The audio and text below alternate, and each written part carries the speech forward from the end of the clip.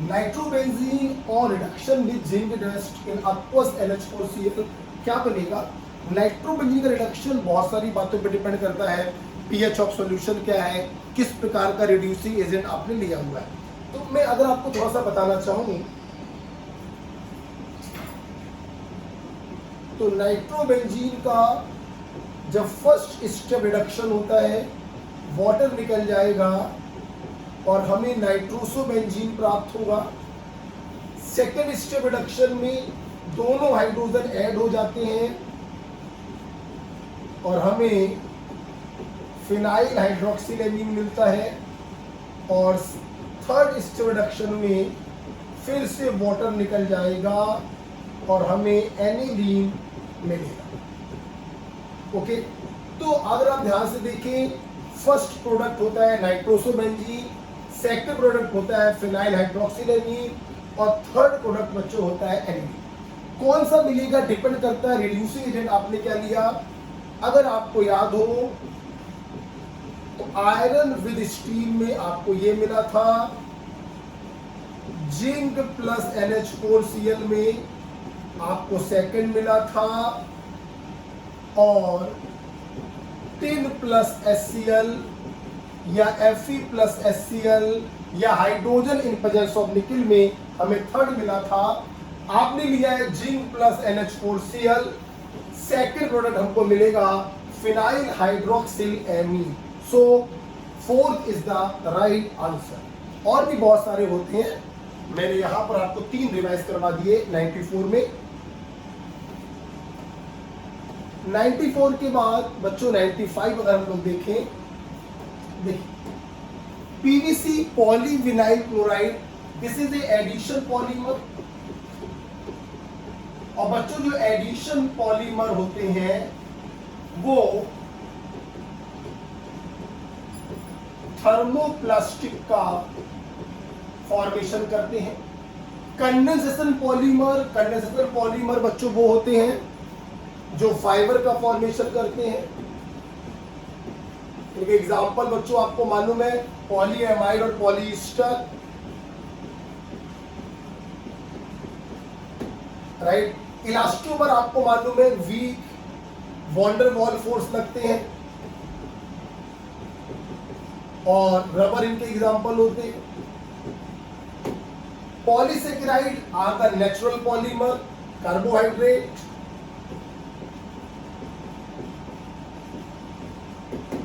आइए मैच करते हैं।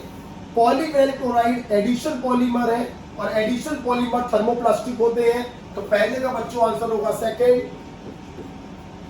कंडेंसेशन पॉलीमर जो होते हैं इनके एग्जांपल है पॉलीएमाइड और पॉलीएस्टर। डेक्रॉन एक पॉलीएस्टर होता है, तो इसका आंसर हो जाएगा third. Okay, polysaccharide natural polymer fourth, elastomer rubber होते हैं फर्स्ट। ए का सेकंड हो गया, एक ही आंसर है, तो first is the right answer. Dacron को टेरिलीन भी कहते हैं हम लोग, याद रखिए।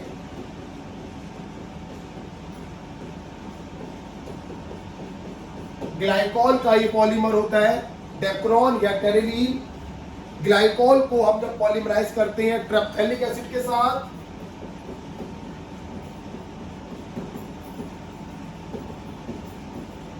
तो हमें प्राप्त होता है डेक्रॉल और टेरिलीन। तो 95 का बच्चों आंसर क्या होगा? फर्स्ट। इलास्टोमर रबर, इलास्टोमर होते हैं रबर, फाइबर होते हैं कंडेंसेशन पॉलीमर, एडिशन पॉलीमर होते हैं थर्मोप्लास्टिक, और रेजिन जो आपने पढ़े थे मेलामाइन रेजिन आपने पढ़ा था, वो होते हैं थर्मोसेटिंग प्लास्टिक, राइट। 95 के बाद 96 आप देखेंगे। Which of the following reaction involve oxidation and reduction? दूर से दिखाई पड़ता है, फ्री स्टेट 0 होगा, कंबाइंड स्टेट +1 -1। ये देखिए हाइड्रोजन का ऑक्सीडेशन और ब्रोमीन का रिडक्शन हो रहा है, आंसर क्या होगा? 4। बाकी कहीं पर भी देखिए चेंज इन ऑक्सीडेशन नंबर नहीं होगा, आप देख सकते हैं ना हाइड्रोजन की चेंज होगी, ना ब्रोमीन की, ना सोडियम की। NO3-, Ag plus Br minus H plus NO3 minus, किसी की भी चेंज नहीं हो रही, कहीं पर भी देख लीजिए। Na plus OH minus sulphate minus 2, Na plus sulphate minus 2। तो दूर से जब दिखाई पड़ रहा है तो क्यों अपने समय को बर्बाद कर रहे हो? Fourth is the right answer. Okay, 96 के बाद 97 देखिए। Which of following compound give blood red coloration when its Lessagne extract is treated with alkali and ferric chloride? आपको मालूम होना चाहिए लेसेग्ने टेस्ट में ब्लड रेड कलर होता है फेरिक थायोसाइनेट का। और फेरिक थायोसाइनेट तब बन सकता है जब लेसेग्ने एक्सट्रैक्ट में यहां पर हो सोडियम थायोसाइनेट। और सोडियम थायोसाइनेट तब बन सकता है जब ऑर्गेनिक कंपाउंड के पास नाइट्रोजन और सल्फर दोनों हो, तब उसको सोडियम के साथ फ्यूज करने पर सोडियम थायोसाइनेट बनेगा, जिसमें FeCl3 डालने पर फेरिक थायोसाइनेट का ब्लड रेड कलर आएगा। ओके, अब देखिए thiourea NH2CO NH2 is urea. हमें बनाना है थायोयूरिया, O हटाया S लगाया, नाइट्रोजन भी इसके पास है, सल्फर भी इसके पास है, यही हमारा राइट आंसर होगा। डाइफिनाइल सल्फाइड सब दिखा दे रहा हूं। डाइफिनाइल सल्फाइड सिर्फ सल्फर इसके पास है, नाइट्रोजन नहीं है। फिनाइल हाइड्राजीन सिर्फ नाइट्रोजन इसके पास है, सल्फर नहीं है।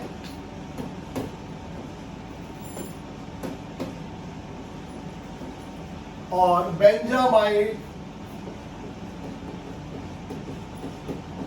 सिर्फ नाइट्रोजन इसके पास है, सल्फर नहीं है। आंसर सिर्फ बच्चों क्या होगा? थायोयूरिया, जिसके पास नाइट्रोजन सल्फर दोनों है। जब इसको आप सोडियम से ट्रीट करोगे, सोडियम थायोसाइनेट लेसेग्ने एक्सट्रैक्ट का फॉर्मेशन होगा, और जब इसमें फेरिक क्लोराइड डालोगे तो फेरिक थायोसाइनेट का ब्लड रेड कलर प्राप्त होगा। 97 के बाद 98 देख लीजिए। Consider the reaction 2A plus B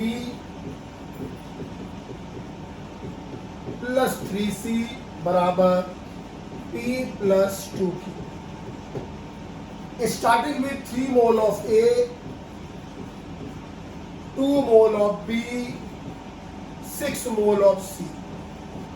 number of moles of product P and Q would be. आपको मालूम है जब भी स्टैइकियोमेट्री पर कोई क्वेश्चन आता है, पहला काम होता है reaction must be balance. Unknown reaction है, बैलेंस ही होगी। दूसरा काम होता है find out the limiting reagent. 3/2 1.5, 2/1 2, 6/3 2। तो लिमिटिंग रिएजेंट कौन हो गया? ए।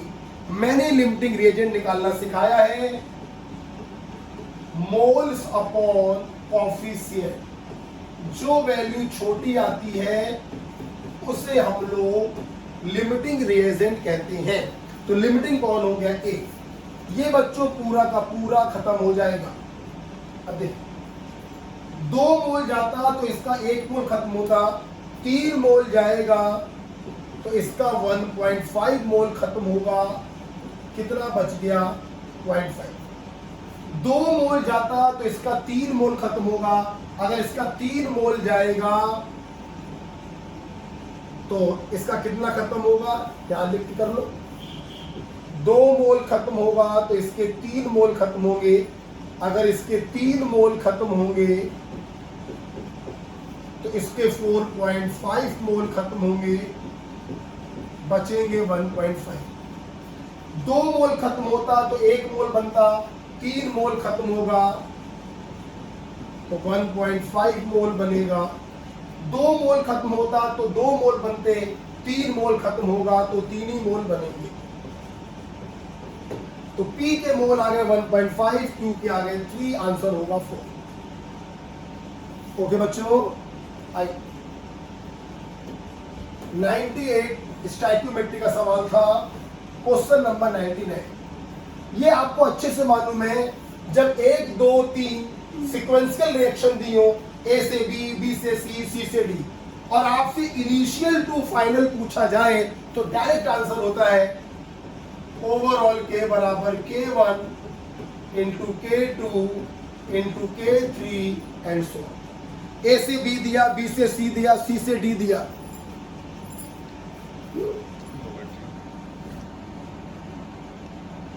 ए से बी दिया, बी से सी दिया, सी से डी दिया, और ए से डी अगर आपसे पूछा जा रहा है तो सबको मल्टीप्लाई हम लोग कर देते हैं।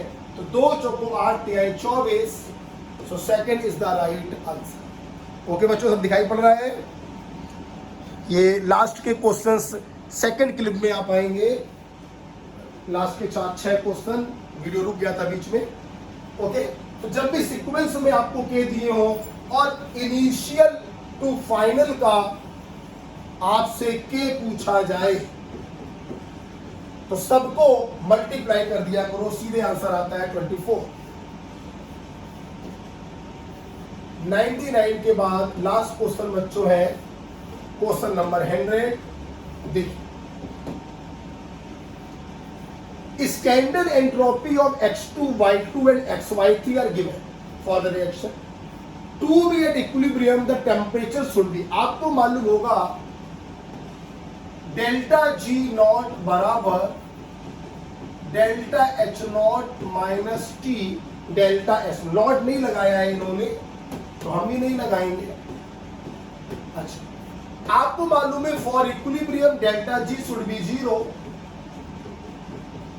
तो यहां से T इक्विलिब्रियम आ जाएगा delta H upon delta S। तो अगर इक्विलिब्रियम का टेम्परेचर निकालना है तो रिएक्शन की एंथैल्पी और रिएक्शन की एंट्रोपी आपको मालूम होनी चाहिए। रिएक्शन की एंथैल्पी तो आपको मालूम है, तो आपको निकालना पड़ेगा रिएक्शन की एंट्रोपी। मैंने आपको थर्मोडायनामिक्स पढ़ाया है, जब कोई रिएक्शन का एंट्रोपी निकालना हो, simple equal to summation of standard entropy of formation of product minus summation of standard entropy of formation of reactant. Standard शब्द का यूज मैं इसलिए नहीं कर रहा हूं क्योंकि यहां पर स्टैंडर्ड वर्ड नहीं बोला गया। आइए, प्रोडक्ट XY3 का एंट्रोपी कितना दिया है 50 minus reactant value half into X2 का कितना दिया है 60 प्लस 3/2 इनटू Y2 कितना दिया है 40। सॉल्व करेंगे 20 30 20 तिहाई 60 60 और 30 90 माइनस का 90 तो ये आएगा माइनस का 40 जूल पर केल्विन पर। एंट्रोपी ऑफ रिएक्शन आ गया, इंथैल्पी ऑफ रिएक्शन दिया गया, टेम्परेचर देखेंगे इक्विलिब्रियम वाला क्या होगा। इंथैल्पी है 30 किलो जूल में दिया, जूल में बदलेंगे। अच्छा, एक बार मुझे बताना भूल गए, इस फार्मूले में हम मोड लगा देते हैं। मोड का मतलब है हमें साइन से कोई लेना देना नहीं होता है, हम लोग सिर्फ रखते हैं मैग्नीट्यूड। तो डेल्टा H का मैग्नीट्यूड जूल में रखेंगे, 1000 से मल्टीप्लाई करेंगे। जूल में क्यों रख रहे हैं? क्योंकि एंट्रोपी को आप रख रहे हैं जूल में। सॉल्व कर लो बच्चों, कितना आएगा 3000/4 750 kelvin. So first is the right answer. Okay, इस प्रकार से बच्चों सारे 50 क्वेश्चंस मैंने खत्म करे, एक एक सवाल मैंने बताया ताकि आपको कुछ भी देखना हो आप देख सकें। अगर आपको इससे बेनिफिट मिल रहा हो, अच्छी तैयारी हो रही हो, तो हमको कमेंट बॉक्स में जरूर बताइए। ओके बेटा, ओके, पढ़ते रहिए, मस्त रहिए, डिप्रेशन नहीं लेना है, प्रेशर फील नहीं करना है। जो होगा अच्छा होगा। ओके बच्चों, थैंक यू।